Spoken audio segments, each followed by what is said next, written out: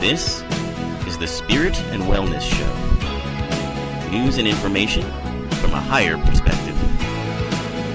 With your host, Harry Wilkinson. Yes, hello. This is your host, Harry Wilkinson. And welcome to the Spirit and Wellness Show. This is the show where we take a look at the days and weeks, events, happenings in the world of politics and technology and the environment and everything else that we deal with on a daily basis. All of the information that comes to us through all of the variety of media that we are exposed to. And we take a step back and we look at it from a higher perspective. This can be challenging, especially when we're dealing with situations that appear to be scary or sad or frustrating, all of those different emotions. A lot of news stories are told or disseminated just with that intention, by the way, to push buttons for people. And the reason for that is what we call the gatekeepers. Those are the people who share the news, the people who broadcast the news. So that includes cable networks, that includes radio stations, that includes news outlets. Those are the gatekeepers. And increasingly, these gatekeepers, of course, they need to have revenue, and the way that they generate revenue is through ratings.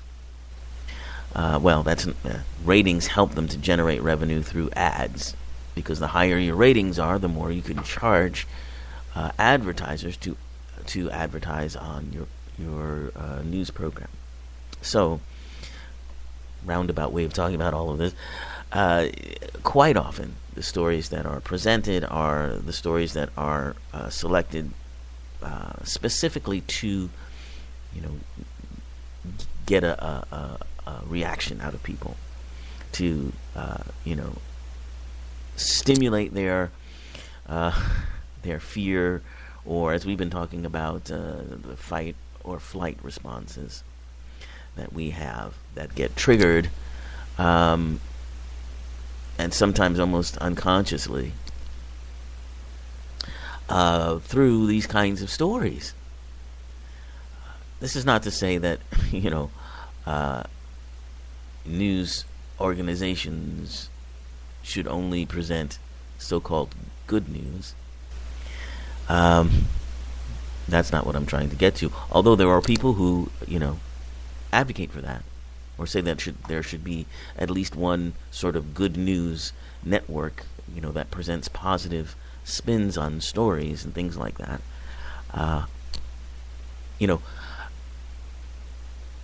I don't see any problem with that. It's just that sometimes you're not able to put a positive spin on, a story that has, powerful implications. But anyway, again, roundabout way of talking about this.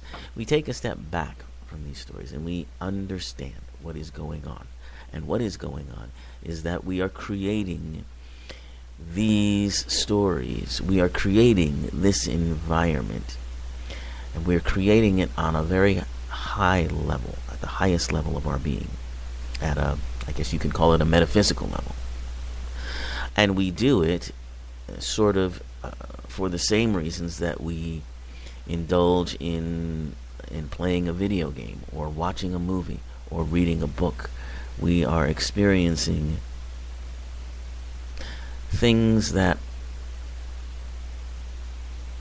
are not the truth of who we are. And we create these situations in which to experience these things and these feelings, because by experiencing them, we grow to understand the truth of who we are, and we are able to reconnect with that in a way that helps us to grow and expand. Here in our, I guess, for lack of a better term, human form, or our mortal coil, as Shakespeare once wrote, we experience all kinds of things that are not the truth of who we are.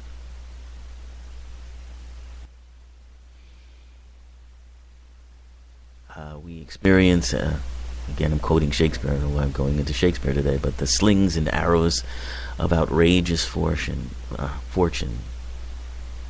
and the thousand shocks and ills that flesh is heir to. These are the things that we experience, and these are the very things that are not real. They are not the truth of who and what we are, although they feel very much so. And rightly so, they need to. I mean, because what good is a movie if you don't believe what's going on the screen, or if you can't get into the story, or a book? These things have to be compelling, and you have to feel like you're involved and engaged in that, because that's the experience. But we also have to remember and have that understanding. Just like when you're in a movie theater or you're playing a game, you might be so totally into that game, or you might be so totally into that movie that you forget for a while, other things around you and who you are. But in the back of your mind, you always know, this is not real. This is not truly who I am. This is just an experience I'm having.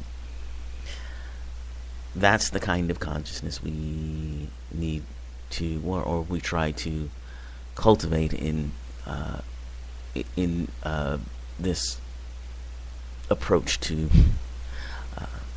living and to dealing with the world around us.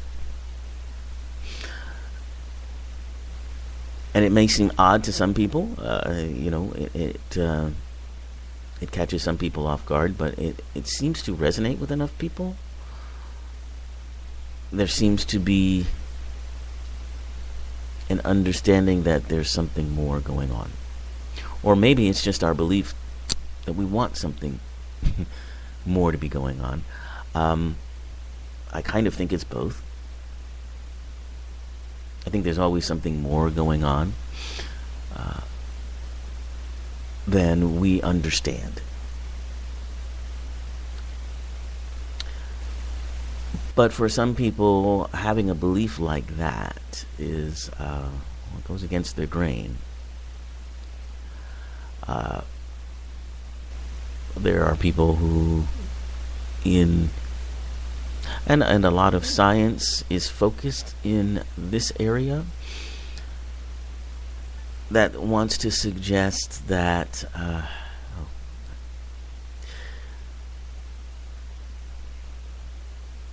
there is, how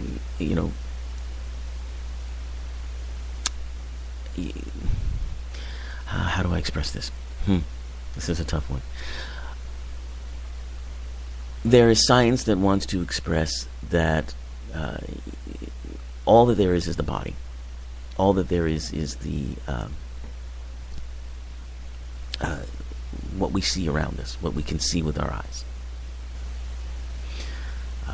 Increasingly, this is an old model of science, by the way, particularly as we grow and learn more through quantum physics. We understand that nothing is really what it looks like, and that we are creating everything. But that's still the old model of science. Science is still very much with us, and it's conflicting with what we now understand from quantum physics. And yet somehow it is not changing the way it should be changing. And the reason is that there are an awful lot of worldviews, belief systems, and just basic ideology that is built around that. I talked for the past year or so on this show. We've been talking about what I've called the transition era. That's a change in consciousness, but also a complete change and an upheaval of systems that have been in place for a very long time. And I talked about all different areas in which we will see this, and we are seeing it, of course. And of course, when I talk about the transition era, I talk very hopefully about that, and it still is a very hopeful thing. It's a transition, but I may have not emphasized that with transition does come upheaval and does come a certain amount of insecurity, some pain in some ways, because old ways of doing things, old systems,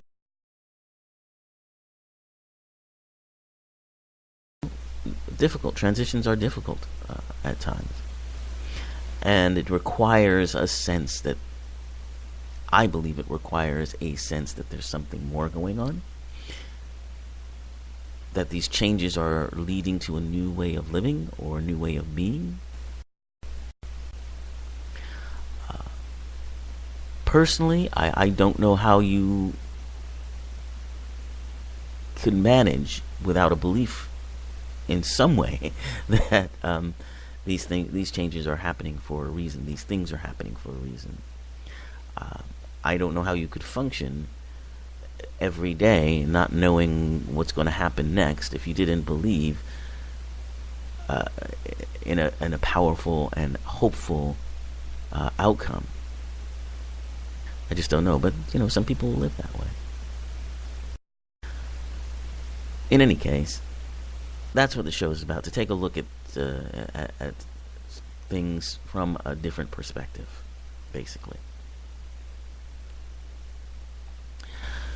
So today we are talking about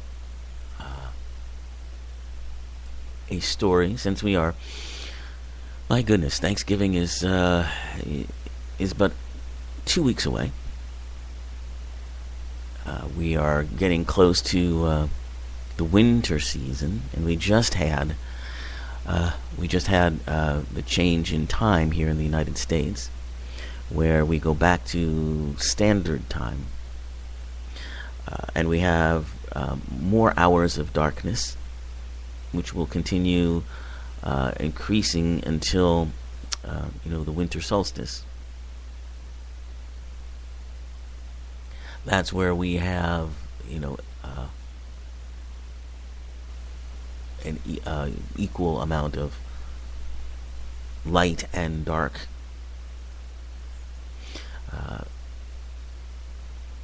And this sometimes, the change in seasons and the change in light patterns often presents a problem for people who have a condition known as seasonal affective disorder. And so we're going to talk about that and effective ways that you might, if you are susceptible to this kind of thing, how you might deal with this and the stress of the holiday season coming up. Seasonal affective disorder occurs in around this time of the year, usually when the clocks change, and there's fewer hours of daylight, and there are those who now I do have issues with SAD, or seasonal affective disorder, but mine is at a different time of the year. Mine is summer, late spring and summer SAD. And when there's more light, for some reason, it becomes an issue for me. It's not a huge issue, but it is something that I do, suffer with. But most people who suffer from SAD, get it around this time of year.